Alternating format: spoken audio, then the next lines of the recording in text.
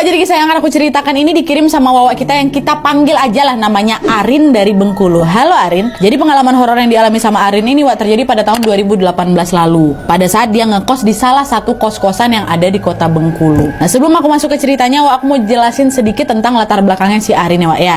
Jadi si Arin ini memang anaknya cukup peka sama keberadaan makhluk-makhluk gaib sejak dia SMP. Tapi Arin ini adalah tipikal anak indigo yang cuma bisa melihat keberadaan mereka aja. Jadi cuma bisa ngelihat aja nih Wak, bukan sampai bisa berkomunikasi sama mereka gitu. Tapi meskipun demikian Wak, Arin ini pernah punya semacam teman goib gitulah yang sejak dulu selalu mengikuti dia kemana-mana.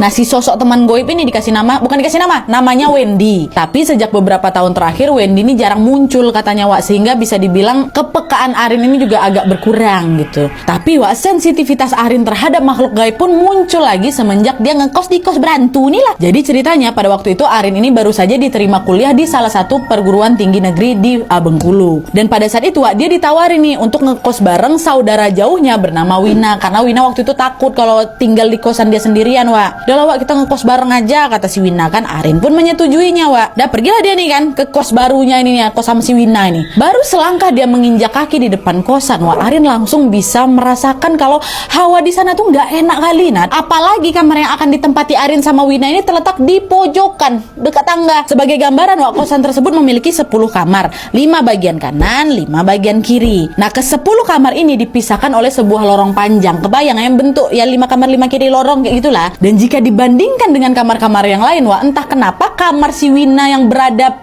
paling ujung itu terlihat macam suram kali Nak. Bapaknya Arin yang ngebantuin pindahan pada saat itu juga sampai nanya, kamu yakin Nak mau ngekos di sini? Kosannya kok macam kosong gini?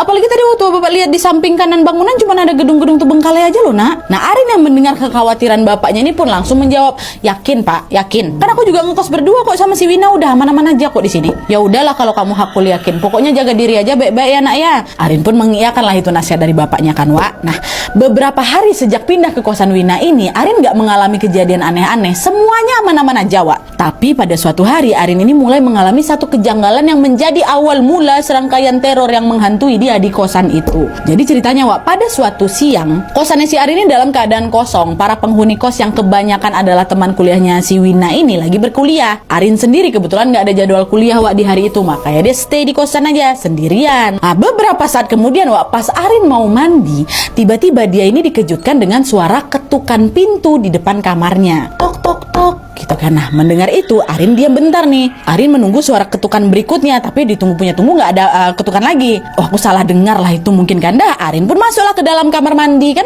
mandi dia. Nah pas dia buka baju dan bersiap buat mandi,